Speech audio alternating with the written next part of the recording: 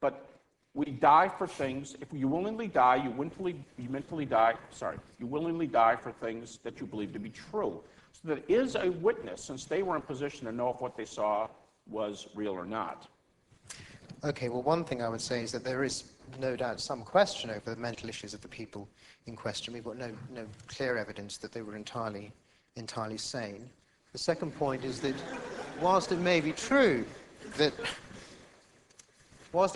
all Christians today believe in resurrection, it seems to be the case that there were Christians, and you may say you can't be a Christian without believing in the resurrection, as St. Paul did, but there certainly were people who believed themselves to be followers of Jesus who did not, or believe in, or at least doubted Who do you have in mind? the resurrection. Well, why was he writing to Corinth? Who were the people in Corinth he was writing to?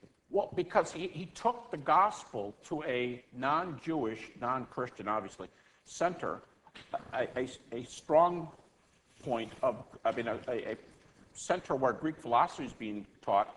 These are very young believers. He's simply, as a professor who's challenging his students, he's saying, hey, I was your birth father. I was the one that came here with the gospel, and that's what I was arguing here. And you guys have got it all wrong. You weren't listening to me, or you got it mixed up, or you're doing this. The book of 1 Corinthians is caught up with a whole bunch of things. They were coming to celebrate the Lord's Supper, and they were coming drunk. And he said, you know, you really ought not be coming drunk. That's not really. So just to say, because he was correcting them, therefore some early Christians must have believed. This is about the earliest witnesses, not people who weren't witnesses, not people who were 20 years later.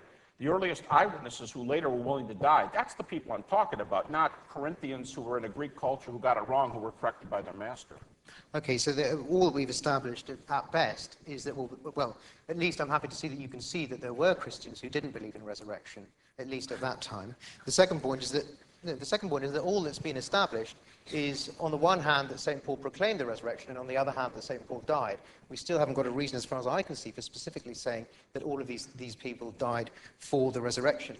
The third point is that we are now seem to be getting quite far from the question at hand, which is whether there's compelling evidence as to whether A, corpses reanimate in 3 days, and B, are able to pass through rock. Okay. If we could just, we have 5 minutes left, so Professor Habermas, if you have one final question, and then the other way. Thank you. Yes. Okay. Okay. You want me to just state a question, right? Not answer his previous. If you want to answer that briefly, and then we just need to wrap up soon. Okay. All right. I'll tell you what. I'll just pass on my comments. A question to you. I've asked a couple times now. Under what conditions would you say, if this obtained? Now, in fairness to you, you don't believe these things. But if this happened, I'd be more open to resurrection. If this happened, I'd be more open to resurrection. If this happened, I'd be more open to resurrection.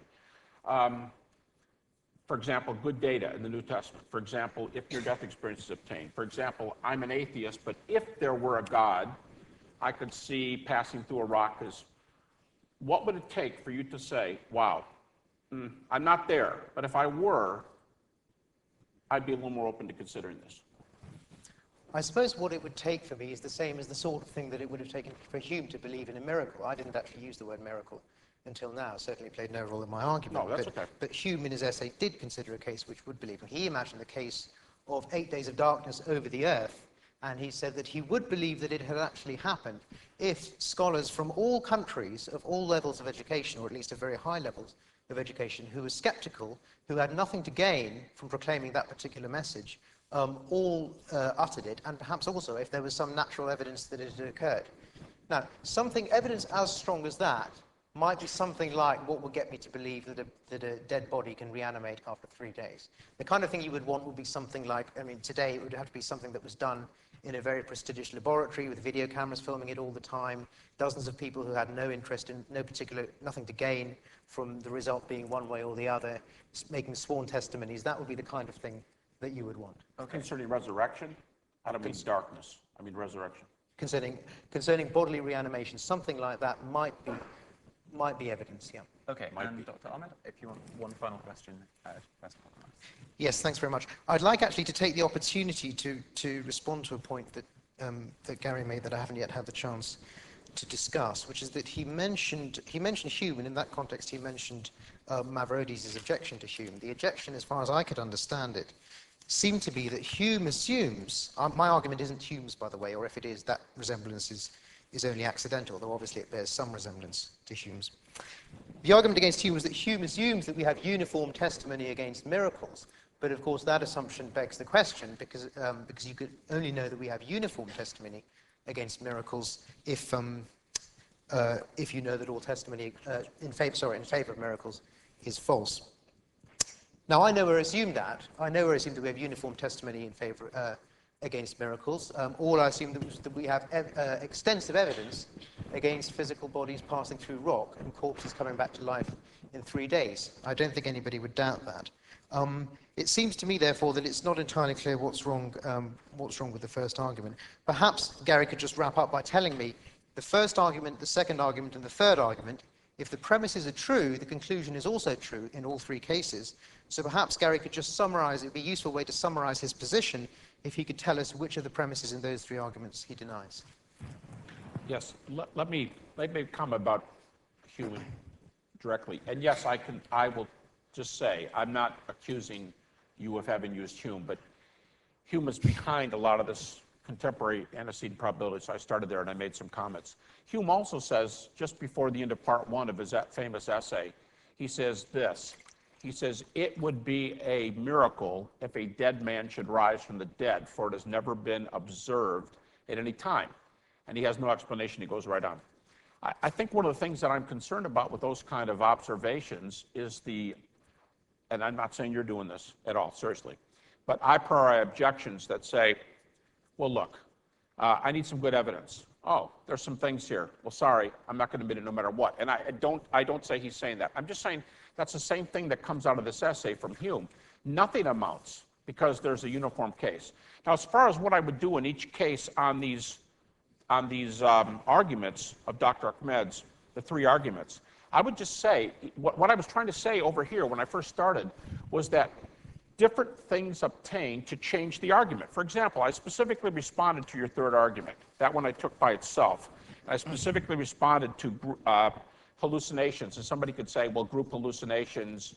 I'm not sure if you folks got my point. Sometimes it's very hard to explain. Sometimes natural to say, well, there are no such things as group hallucinations.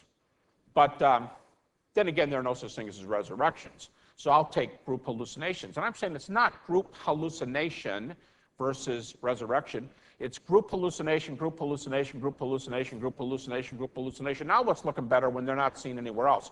So I did respond to number 3 already. But I'm saying under first and the second one, I'm just saying different things can obtain in the universe that would entirely upset the apple cart. So for example, number 4 in the first argument, therefore it's more likely that the witnesses got it wrong. Well, witnesses can get things wrong. But for example, if God existed, I'm just posing these ifs in here, if God existed, God could take a body through rock and a witness could be right. If you want to make number 4, if you want to press that to the nth degree, it's like we never have evidence for these things. And then incredible one-time events, like say a Big Bang, would never be evidence. We would never be able to prove a Big Bang, for example. Never, because it's a one-time event. We just don't have evidences. So I'm just saying many things can obtain. I suggested 2. God's existence, near-death experiences. And all of a sudden someone says, well, that does change the picture. So I do think these can be trumped, and I specifically responded to that last one, and then I gave the other points to the first 2. Okay, well, I thank both of our speakers very much, and pausing only to try and get my head around the concept of an eyewitness testimony for the Big Bang. We now open it up to you of the floor to have your say. So first of all, we'd like a question for the proposition, that's to say for Professor Habermas, someone who would like to ask him a question. The gentleman in the blue shirt? There's a microphone coming your way, sir. You haven't actually told us for the first, second, well, in particular, first and second arguments, specifically which of the 4 points you are rejecting. Could you give us a number, please, for each of them?